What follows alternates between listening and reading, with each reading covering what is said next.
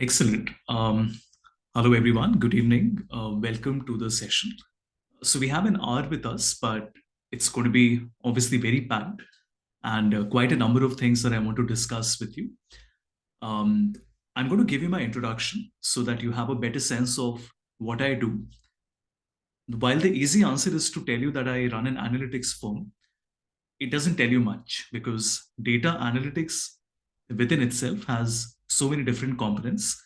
So I would like you to know exactly what I do when I say I work as a data analytics consultant. Once I give you the background, the session is going to be completely hands on, which means that I'm not just going to share decks with you and tell you what makes it good, but I'm going to give you some demonstration telling you how these decks are created in the first place. And this, of course, is going to help you a lot when you have to work on your own projects or create decks for different purposes. So, first things first, I run a firm called Havish M Consulting. We are an analytics firm. There are two of us. Talha works with me as a full time consultant. I'm the founder and CEO. I will complete 5 years of Havish M Consulting in February, in about a week's time. We have delivered over 1,100 corporate trainings across a wide variety of companies, across sectors in different parts of the world. We also have clients across various sectors. So everything from a Bharat Petroleum to a Diageo to a National Stock Exchange are our clients.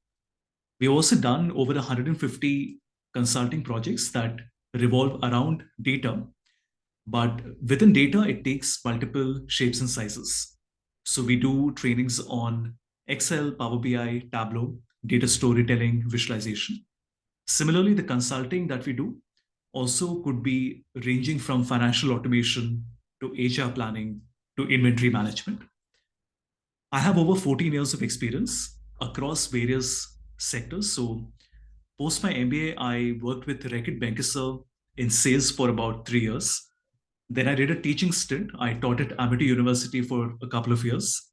Started my PhD, which I dropped out of after 4 years. Worked in market research. But then throughout this journey, I have always been working with Microsoft Excel. So I have literally spent 2 decades working on Microsoft Excel, and I continue to do that. What we do can be summarized in 6 things. We do digital transformation, which essentially means helping clients work with technologies, either work with a new technology or shift to a new one, work more efficiently. We do analytics, visualization, process automation so as to save time, business intelligence to derive insights from the data that they have, and also create a workflow architecture. So the processes that run within the organization to do the work. We are a member of NASSCOM. We are also a Microsoft partner. I have over 12 Microsoft certifications. I'm a Microsoft certified trainer and Office Master, Power BI certified. Talha, who you see on the screen, worked with me as an intern during his MBA in 2020. And in June last year, he has joined me full time. So we do trainings for clients. We identify problems and create solutions and eventually help them create business use cases. Again, the clients that we work with, as you can see, are across various sectors. So a lot of clients in the energy, oil and gas, power sector, CPG and healthcare. We work a lot with NABARD, with National Stock Exchange, with National Skill Development Corporation. As a matter of fact, with NSDC, I am empaneled as an external consultant. And I've also conducted over 250 trainings for two of the big fours, PwC and EY, across various lines of services. At the moment, I also do trainings on Excel and Power BI with D. Shaw, it's an investment banking firm. I skipped the part with the recommendations. Our work has been featured in Business World, Analytics Insight. I've done a lot of work with Economic Times. Most recently, we partnered with Sabera, that is one of India's most prestigious awards for social and responsible business.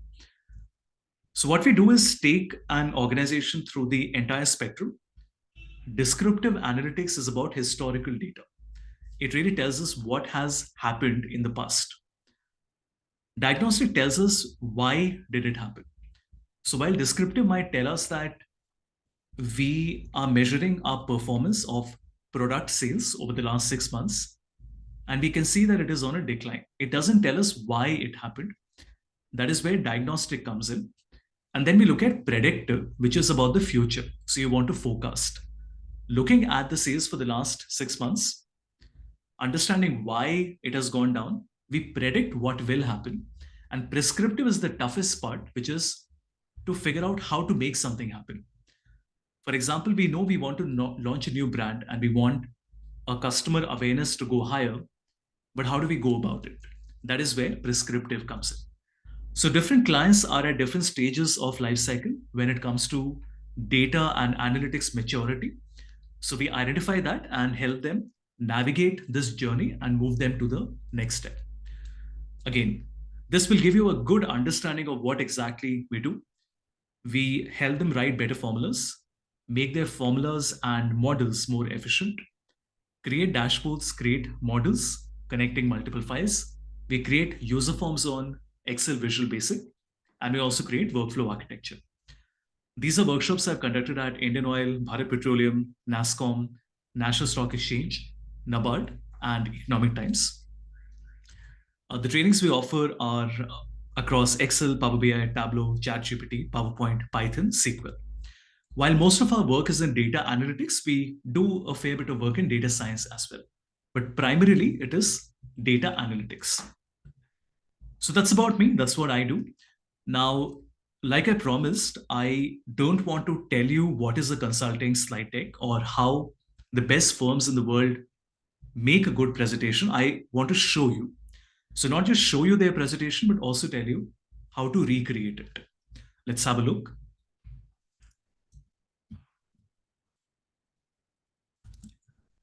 Now we know the top three consulting firms in the world, right? So BCG, McKinsey, and Bain. Also, you can look at the big four auditing firms, so PwC, KPMG, EY, Deloitte. And you can look at the next set, Oliver Wyman, Accenture, IBM, Gartner, Nielsen. So if you look at any of these top 50, 100 firms in and around the area of research, technology, consulting, and professional services, you will find thousands of reports available online.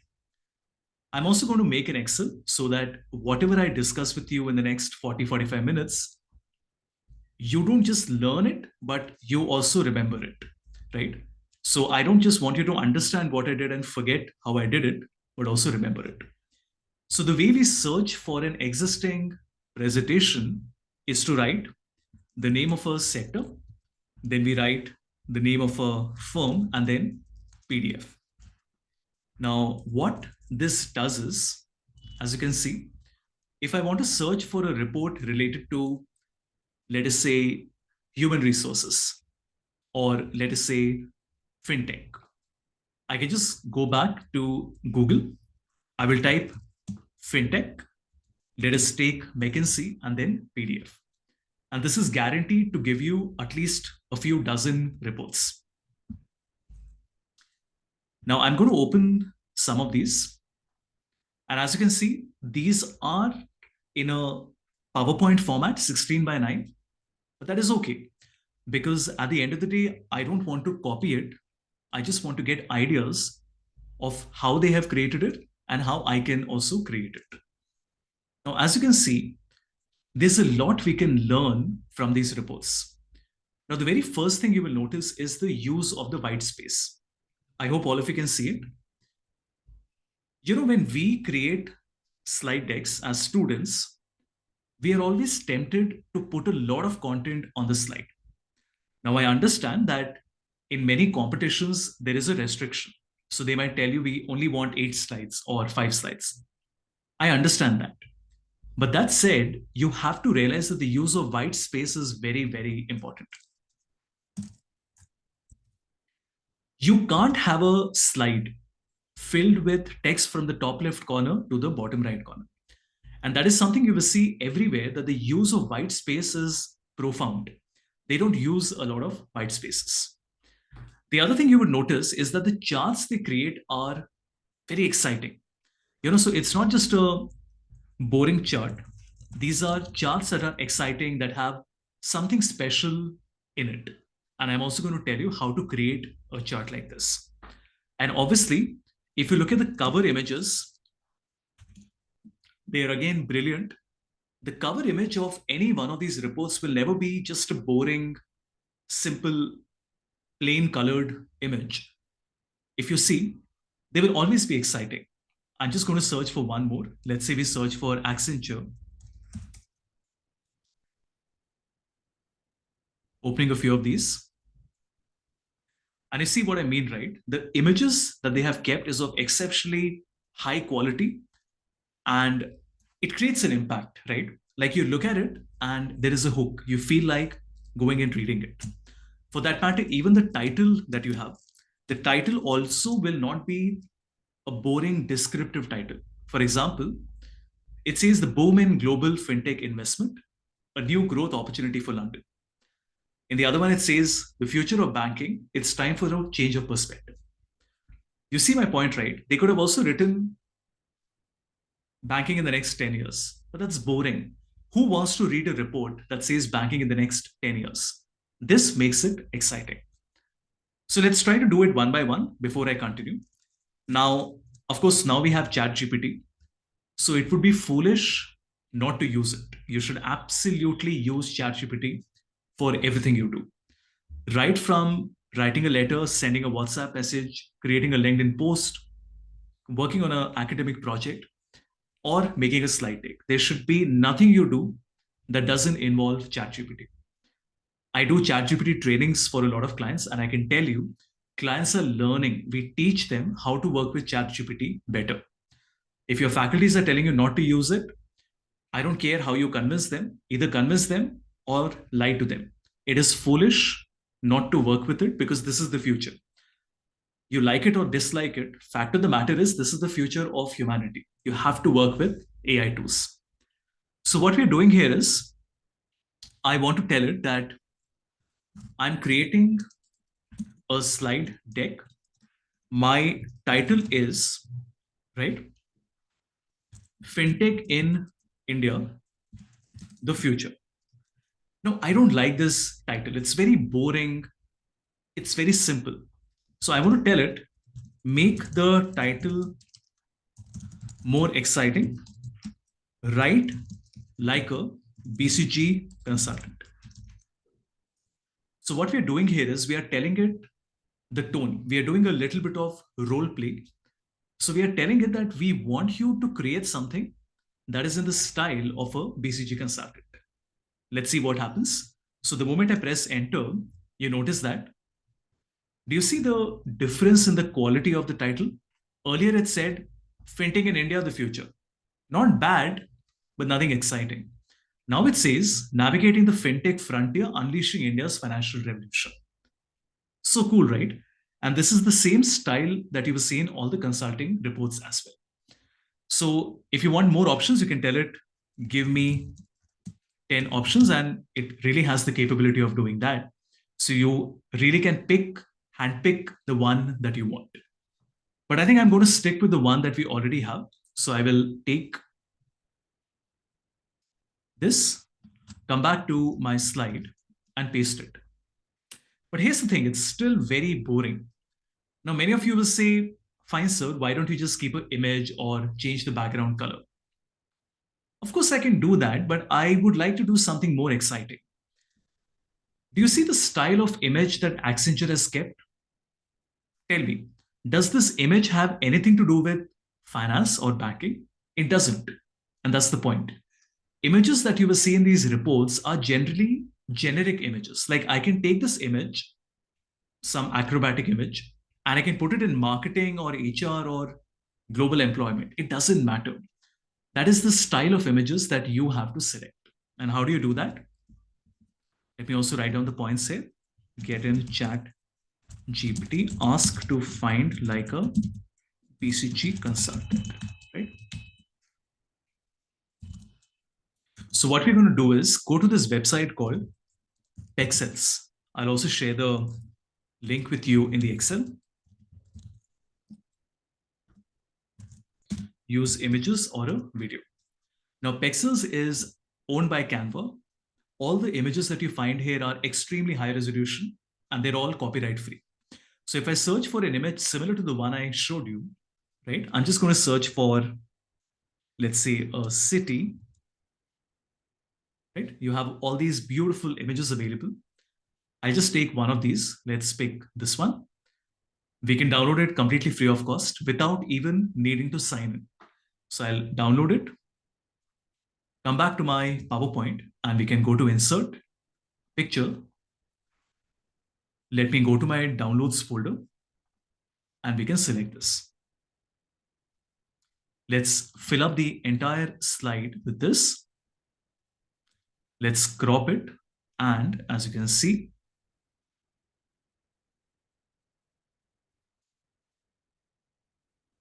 this is what we have.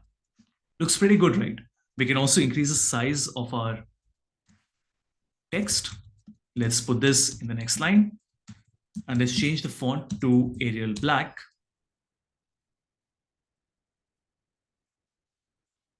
Decrease the font a little bit. Play around with the colors. Now, dealing with colors is again very important. If you look at these slide decks, look at how they use colors really well. That's very, very important.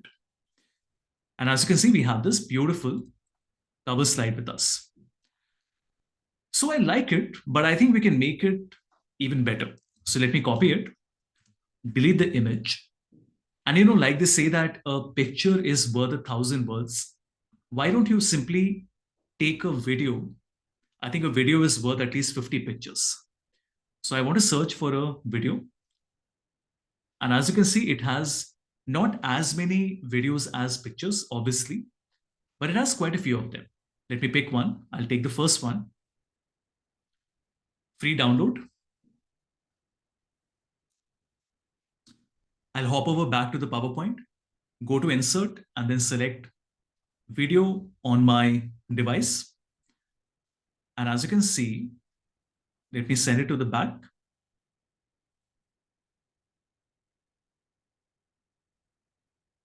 Here we go. Of course, we'll have to make the color white so that you can see it. And let's change the other color to a light color so that it's visible clearly. And now, when I go to video playback, I can say that I would like the video to play automatically, right? Which means that when I go full screen, this is how your cover slide appears. So imagine you're a part of a competition or you're giving a presentation in college. It just shows that extra effort that you've put in, is it not? Now see, we can make this as detailed as we want. There's no limit to it. But like I can keep on making more and more tweaks to it, but that you can try on your own. But I want to show one of these to you. I'll just copy it one more time, and I'm just going to take fintech, literally the word fintech, and increase the size a little bit.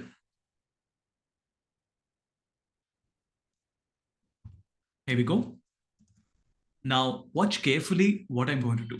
All these things are covered on my YouTube channel as well. So of course you will have the recording with you, but in case you want to go back and practice, you can also watch YouTube.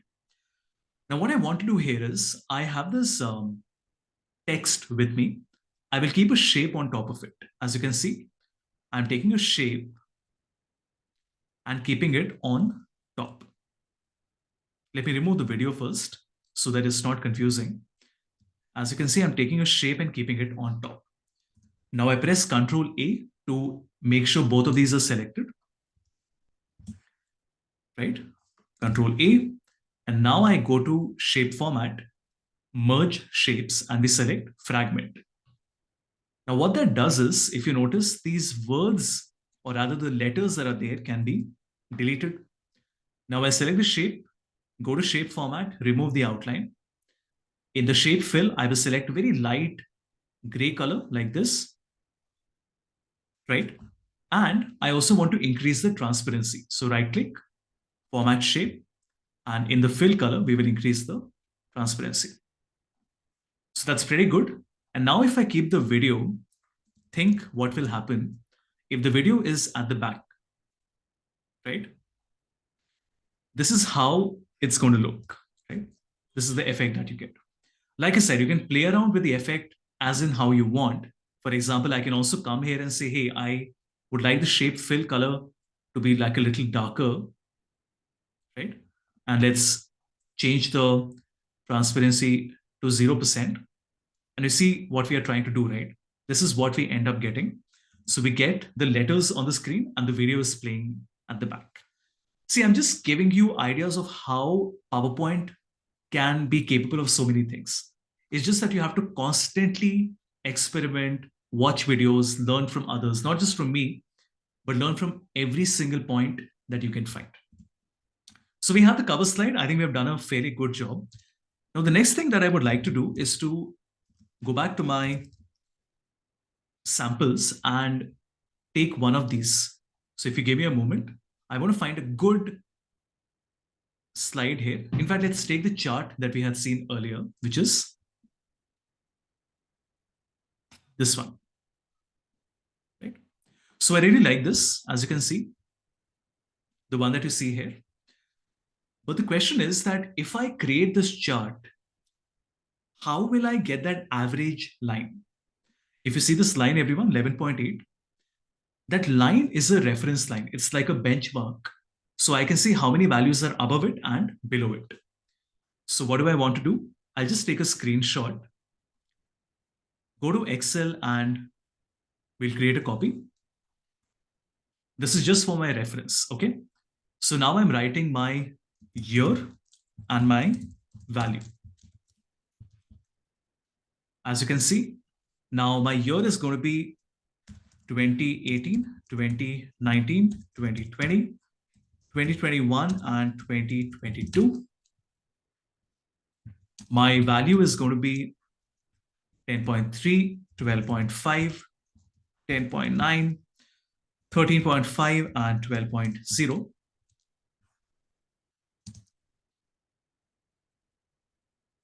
Okay. Now the question is, this is all right. Like I can select it and go to insert and make a column chart. Most of us know how to do that. But can you see the difference between the chart that we have taken and the chart that we have created? First thing, you will notice there is no y-axis. So generally consulting charts don't have a y-axis. The reason is because this looks much cleaner. Rather than seeing the numbers on the y-axis, it is better that I have the number directly on the chart. So I'll select it and delete it. Then I want to click on the plus sign and add a data label. Like this. Let's make this a little larger. But still, the problem is that now if I say share of VC funding in fintech companies and percentage. For the moment, I'm just copying it. Of course, you can change it later, but at least for the moment, I just want to copy what is there.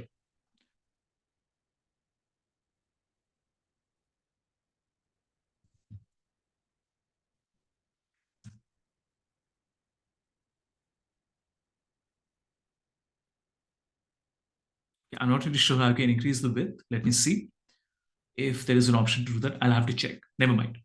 So also the grid line at the back, these horizontal lines that you see, I also want to delete them. So I'll select and delete it. And the final step left is to reduce the space and make the line.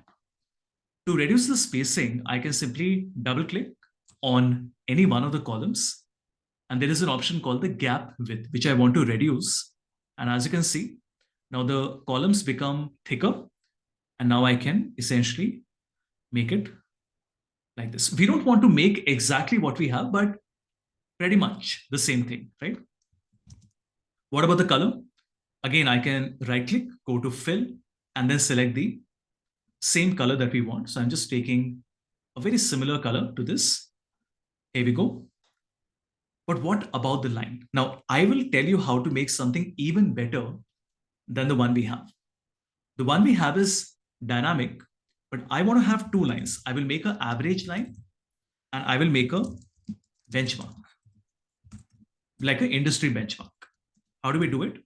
The average will be nothing but the average of all the numbers, obviously. So I'll get the same number, which is 11.8. 84, the one we have here, which is okay. The benchmark is something that I am going to write. That means I'm going to say that my benchmark, please watch everyone, is, let us say, 30, for example. So I will write equal to, select the cell I2. Now you notice that when the external benchmark changes, this number will also change. So I'll come back to the chart. Let's make this a little larger. And I will include the additional 2 columns. So now you notice it gives us 3 columns. That's not what I wanted. So I right click, go to change chart type, and then I go to combo. And in combo, my average will come as a line and my benchmark will also come as a line. This means, as you can see, let me remove the numbers here. You see what we've done? Now we have 2 lines that are coming here. Of course, the colors and all you can change. So I can just go to format, change the color to black, and also make it a dashed line. Same thing here. I will change the color to red and change it to a dotted line, something like this. Now remember, these are dynamic, which means that if my benchmark changes to 14, do you see how the line is shifting? So like I said, we have made something even better than the one we saw, because now we are getting 2 lines and the line that we have is created dynamically. This file also I will be sending back to you. So I can just copy the chart, come back to my PowerPoint and then paste it. So Control V. Now charts between Excel and PowerPoint are connected by default. As you can see, it is linked, which means that if you change anything here, have a look. If I change something here, if I change the benchmark to 15, it will change in the PowerPoint as well. So you don't really have to do anything. It just works, right? All right, moving on. All the questions you can ask me at the end, right? The other thing I want to show you, we have done the title, images, video, white space I've explained. I also want to show you how you can create bullet points. Let me find a good example for this. Hold on.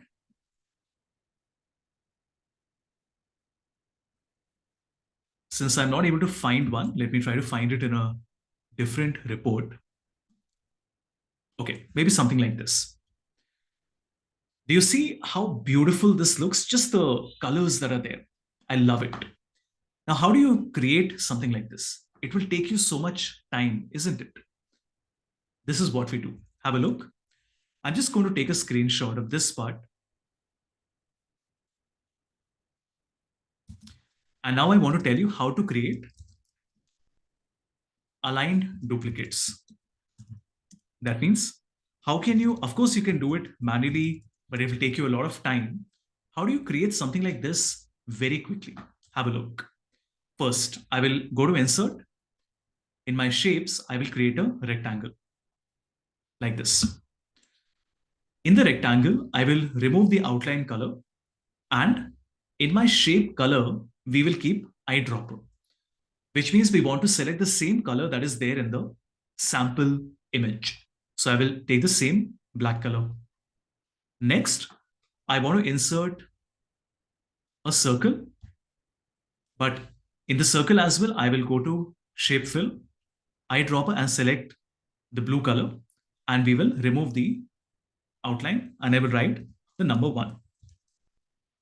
But how do you create more circles? That's the problem, right? Like you will have to do it manually, but there is a better way of doing it. Please watch. See, if I press Control, okay, and Shift, I can make a copy like this. Even better, now if I press Control and Shift, it will make 2 more copies. And if I press Control Y, Control Z is for undo. If I press Control Y, it will create another 2 copies. Did you see how easy that was? One more time. I press Control and Shift, I make 1 copy. Then I select both of them and I press Control and Shift and copy it down. So that creates 4, and Control Y, now it gives us 6. Now I can just go back and make it a 1 and a 2 and a 3 and a 4 and a 5 and a 6. Same thing with the text as well. I can insert a text box. Oh, I'm sorry, a shape like this. We'll keep the shape here. Now, how do I make more copies? Exactly what we did before. As you can see, I'll make one copy on the right. Then I'll select both of them, make one more copy below, and then Control Y, it creates one more. Perfectly aligned. Now you can write whatever you want to write. I'm not literally writing it. I'm just writing, okay, let me write a few words. Match, value, proposition, acquire a large base, have monetization strategy, manage lower revenue, understand and solve, and actively engage. Now, how do you get the size smaller? Simple. Select all of them by pressing Control. And as you can see, I don't have to do it one by one. I can just go and reduce the size to, let's say, 14, align it on the left, go to shape format, shape fill, remove the color, shape outline, remove the color, and there we go. Again, it's not exactly what we have on the right, and that was never the point. I don't want to copy it. I just want to take an idea from the consulting presentation and create it. That is what we wanted to do, right? There is one more way of doing it, which is if you have the points with you. For example, like here, I'm just taking the points, right? So this is point number 1. We have point number 2. We have point number 3, point number 4, point number 5, and then finally, point number 6.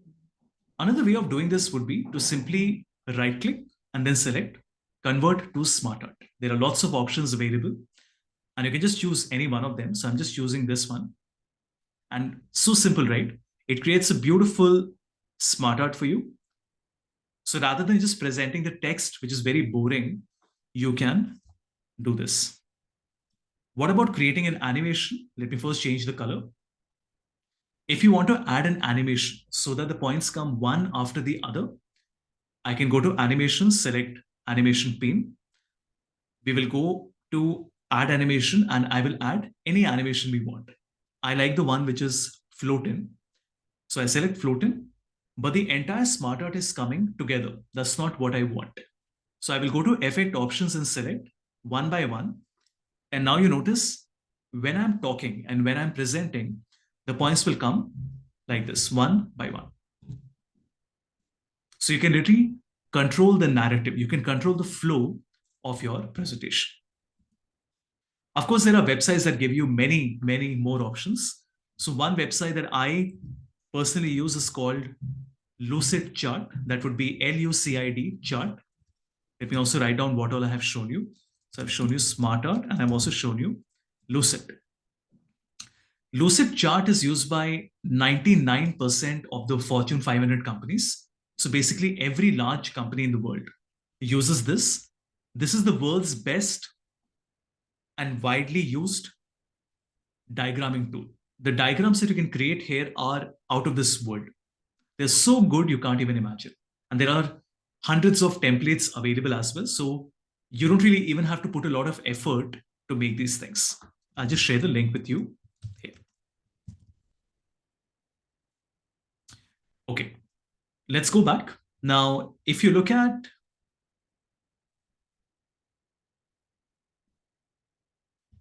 the boxes, again, I hope you see how now you have the confidence that, hey, creating something like this isn't actually going to be that difficult. If you know how to use Control and Shift shortcuts effectively, you can very easily make these things, right? Let's do something different. Now, Accenture is known to have this effect. If you see the color, it's not one solid color. It's a range of colors that you are getting. How do you do that? So this is gradient. Now, if you want ready-made gradients, you can just go to a website called Colors. Now, colors has a lot of things in it, but it also has the ability, as you can see, of gradient. So I can simply go to browse, and these are ready-made colors that are available, and I can just choose any one of them that I want. But what if I want to create something on my own? I don't want to rely on the ones that have been given to me. These are great, but I want to create my own. Let's see how we do that. So I don't even need a screenshot. I can just come back. Let's make right click, format background. So I want to change the background gradient.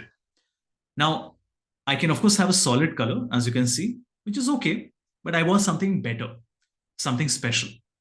So I make a gradient fill, and as you can see, there are 4 stops that are coming. This is stop number 1, 2, 3, and 4. What I'll do is I'll just move them around a little bit. On the first one, I will keep the color as white, which is okay. On the last one, we will change the color to like a dark blue. The one below it, or rather before it, like this, and the one before it, like this. Then I just have to move them around. And as you can see, you get a pretty nice gradient that comes like this. If you don't want a white, you can make it into a light blue like this. And you can control many other effects. For example, even the direction can be changed. So as you can see, I can make it come like this. For that matter, I can even make it radial so that it comes sort of from the center like this. Again, there's nothing right or wrong here. It's design, right? So you have to get creative and try different things. The next thing I want to show you is using icons and illustrations.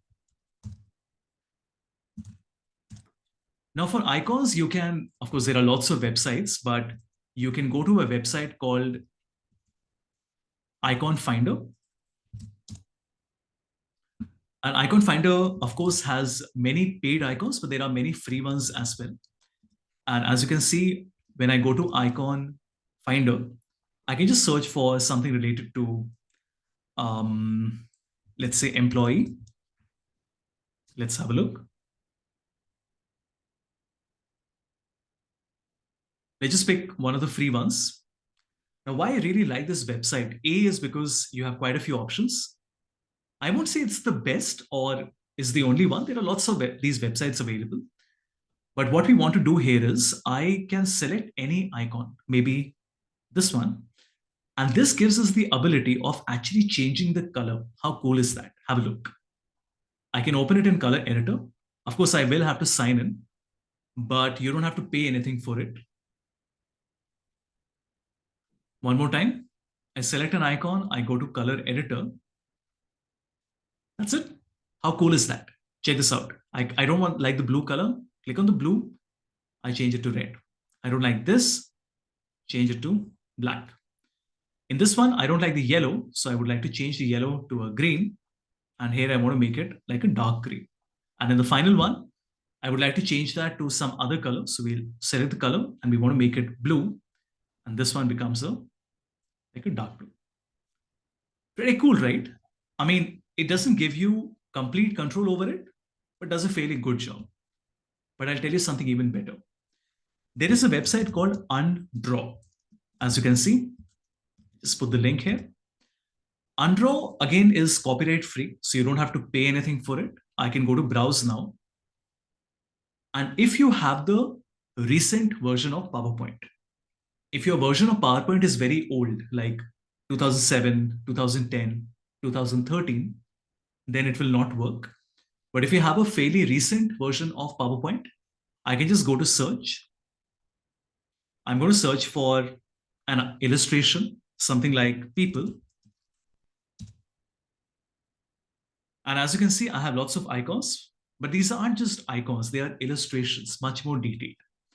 And now I can select maybe this one, but we will not download it as a PNG. We will download it as a SVG, scalable vector graphic.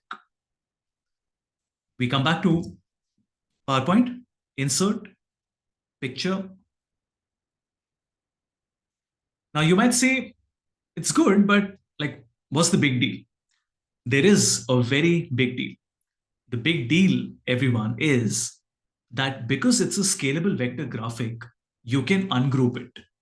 So if I right click and I go to ungroup, look what happens.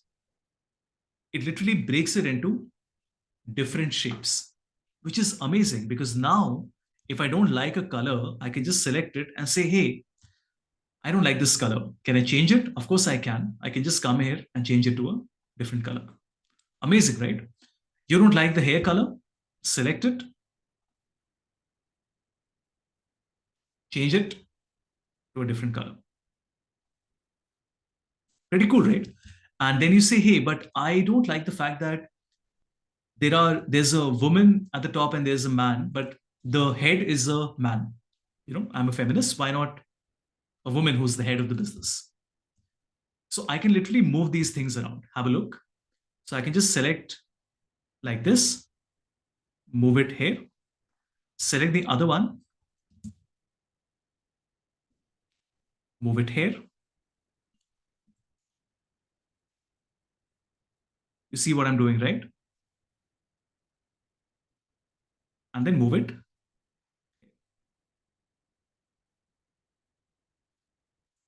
It's pretty cool, right? Like, of course, if any of you are designers and you work with Corel Draw or Adobe, it's no replacement for that. But I think it does a fairly good job. What it can also do is this. Have a look. Now, this is static. What if you want to make it dynamic, right? This is very cool. Now, this shape that we have, I just make it an image, right? No, in fact, I'm not even sure if we need an image. Let's try it otherwise. I will make another copy of this slide, copy and paste. And on the second slide, what we want to do is we want to take the tick and we want to move it up like this. Same thing here. I want to take this and then I want to move it up. And then one final time, select and then move it up. And this also, I would like to move it, keep it here. And this as well, I would like to keep it here. Just as an example, what's the big deal? Now I can go to the second slide and in transitions, we can select an option called morph. And you see what happens? One more time. Check this out. How cool is that? You're actually creating animations without even creating animations. It just works. And it's not just about moving an object. Even if you want to do things like changing the size, for example, and changing the color, that works as well. Have a look.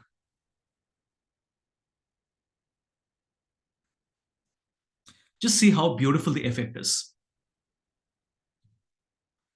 It is no replacement for a proper animation tool, but the fact that we are doing all of this on PowerPoint is pretty crazy, right? So I'm also now told you how morph works, right? And ungroup SVG images. Now see, consulting firms obviously have a lot of tools at their disposal. For example, they use something called ThinkCell, which almost 8 of the top 10 consulting firms use it. And on top of it, they have also created their own internal tools. So for example, PwC has something called Smart, right? Because you can't expect they're doing all of these things manually every single time. That's a complete waste of time. So of course, we don't have access to it, but not everywhere would you be using it. And I think in most companies, if you work, you will not really have access to these things. They're quite costly. You will end up having to create all these things manually, like what you see. So yeah, so that's that from my side. I'll just recap what all I have covered. So I told you to search for reports sector firm PDF. To make a cover image, first impressions are important. To get a good title, ask in ChatGPT to write like a BCG consultant. For images and video, you can go to Pexels, copyright free. A video is beautiful. You also have to use the white space very carefully. Create exciting charts like the one that I did, and never ever create it from scratch.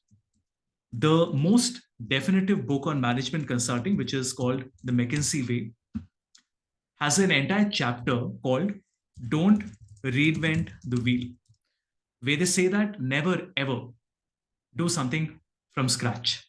There's no point. Why on earth would you want to create something from scratch and be original when you can work faster, be more productive, and get better quality and make the client happier if you just follow what the consulting firms are doing? So, for example, top McKinsey charts. So, every year, McKinsey comes up with this report 2023, the year in charts.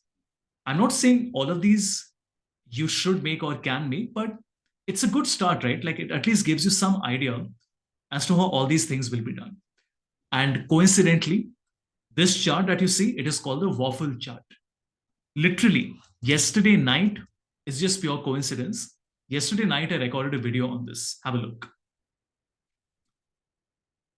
I'm teaching you how on Excel, with a little bit of work, in under 15 minutes, you can create the waffle chart. Something that McKinsey is doing, you can actually do that in Excel as well. Right? How cool is that? I'm also going to share my YouTube channel with you. As you can see, I have a lot of content. So 981 videos is nothing to sneeze at. That's a lot of content. And in case any of you are interested, I am also sharing my website if you want to have a look at that, right?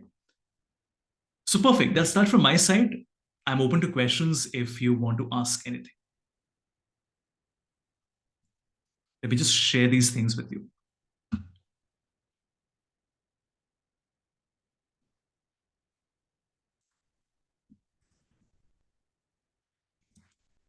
So this is LSR Excel, and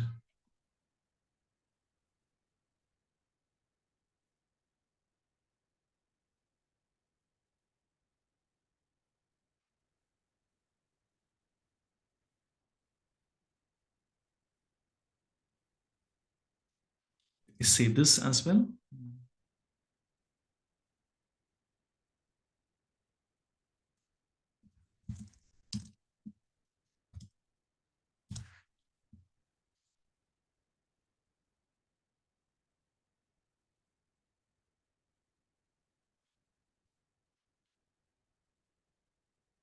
Perfect. Anyone? Any questions? All of you are unmuted.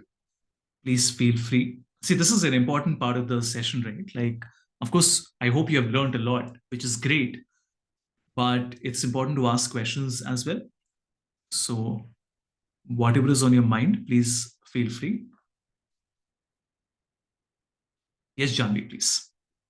Yeah, so just a general question. So, like, whenever making a professional PPT, which is a better option, like Microsoft or Google Slides? Because I've heard that Google Slides is also like equally popular, but I do have a lot of problems like navigating through Google Slides a lot of things. I don't know. Maybe it is better.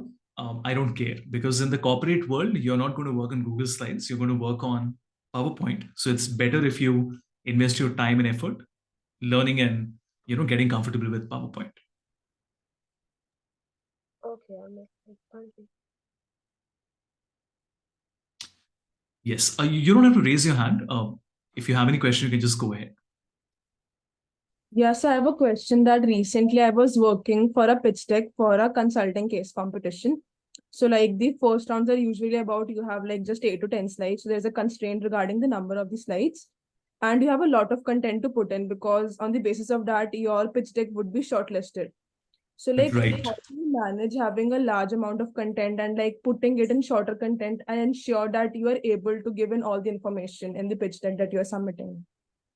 Sure. So you can, of course, use ChatGPT for it. So what I would have done is to simply take the content. Let me do that. Let us say we have, give me a moment. So client projects, regenesis, tradens, and files and documents. Okay. Let's say you have the content, bits and pieces that you have captured from different places, put it in a Word document. You can just take the content. In the paid version, you can even upload a file. In the free version, you will have to copy paste it. And then you tell it, use the text and put in 8 slides. So it will do the hard work for you, which is to take an entire document and then suggest to you what all could be kept on all the slides, so as to make sure that no important point gets left. And it is not that one slide has a lot of content and the other one doesn't have a lot of content. But see, as far as creating the PowerPoint is concerned, that still has to be done by you. There are firms like Gamma, which is gamma.app, which does allow you, even in the free version, to create up to 10 presentations every month. But here's the thing, I mean, from a competition point of view, like, these are not bad considering they are made on AI, but they're not the quality that you would want to put in a competition, obviously, right? So I'm not sure how much this would help, but generally in the corporate, when we have to create a presentation, this is what we do. We use ChatGPT to get the storyline, and then we end up following the same storyline in PowerPoint as well. Got it. That answers my question. Thank you. One more thing you can do, and should do is that after you create the PowerPoint, always go to the slide sorter, right? Now, this allows you to see the flow of your PowerPoint. Because what happens is that while a presentation is linear, you go from 1 to 2 to 3, it's important to have the entire bird's eye view, the story in front of you. And I can't see the story if I do this. I can't keep on scrolling up and down because it's very confusing, even if the slides are lesser. So having the slide sorter is a great way to ensure that, okay, this is the narrative that I'm creating out of my PowerPoint.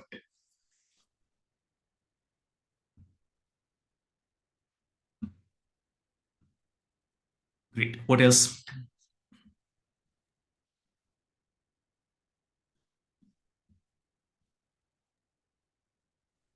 Also, one more thing, like a general question.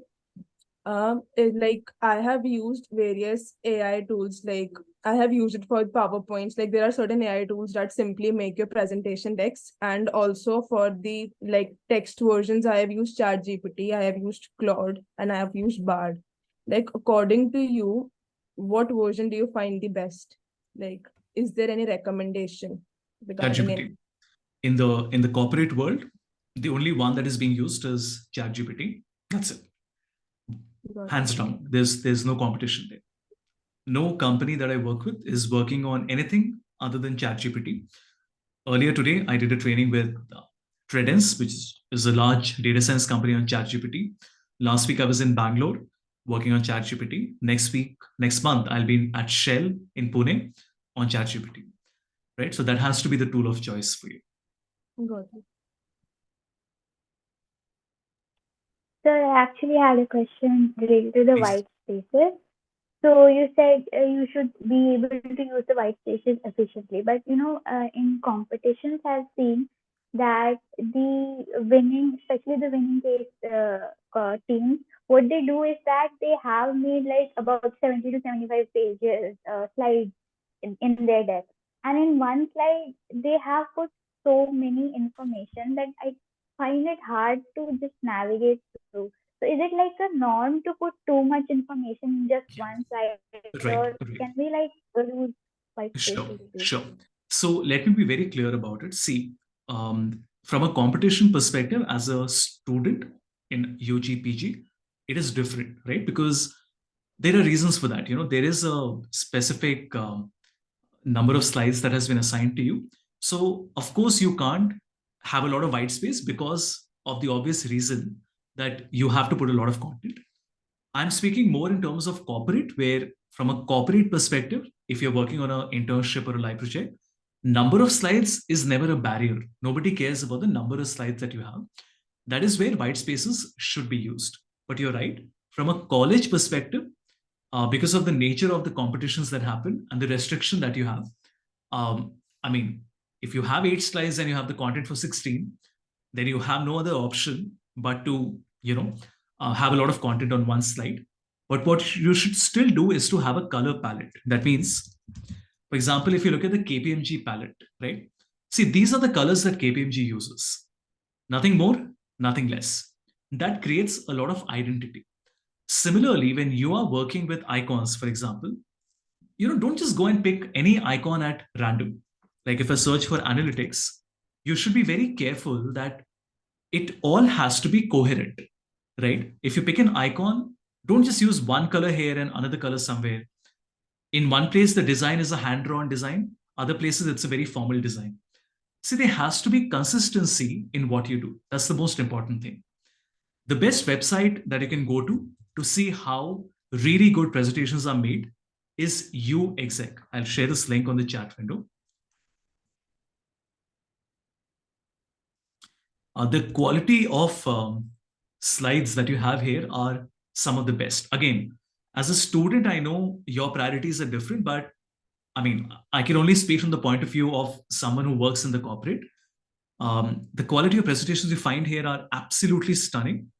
But yes, to the point of how much to put in one slide, that's not really something I can comment on, because if you have to put a lot of content, you have to put a lot of content. But as you can see, a lot of options that you find on UExec. You should definitely have a look at this website.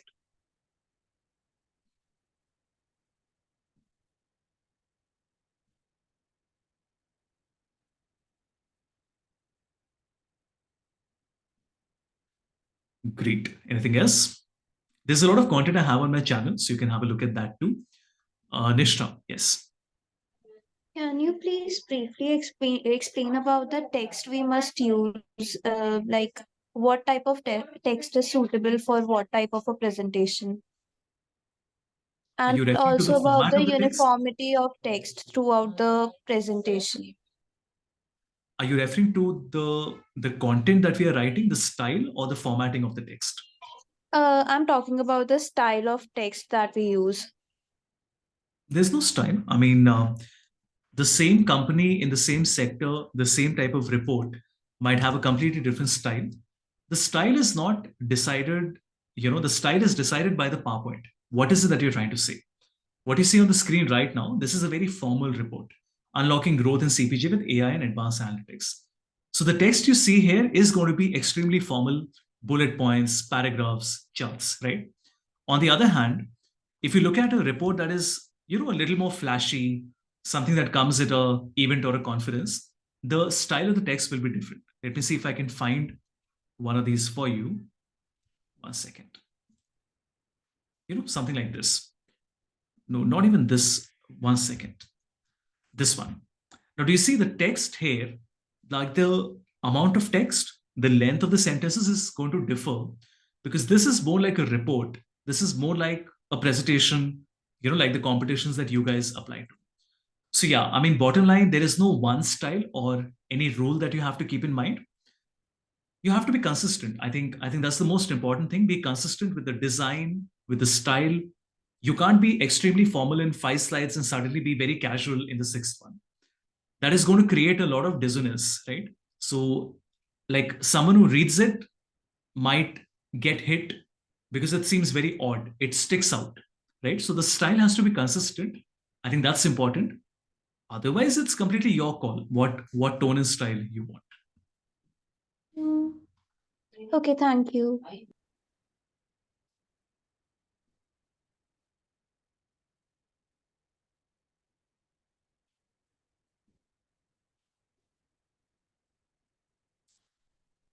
All good. Excellent. I do have another meeting to head to, but I hope everyone had some good takeaways from the session. Tomorrow, of course, you'll be meeting Talha, who will be showcasing Power BI to you, which is the #1 business intelligence tool in the world, used by 97% of the Fortune 500, right? Great. That will be all from my side. Vani, I'll send you the Excel and the PowerPoint that I worked on today so that everyone has it for reference. So thank you so much, sir, for the session. On behalf of everyone who attended today's session, I want to express our sincere gratitude for your time and insights. Your session was informative, engaging, and packed with valuable takeaways. We especially appreciate your clear and concise explanation, practical tips and techniques, and most importantly, real-world examples and the case studies you presented in the document today. Also, the openness to the questions and discussions are really appreciated. Thanks a lot for the session. Thank you, everyone. All the very best. Thank you so much.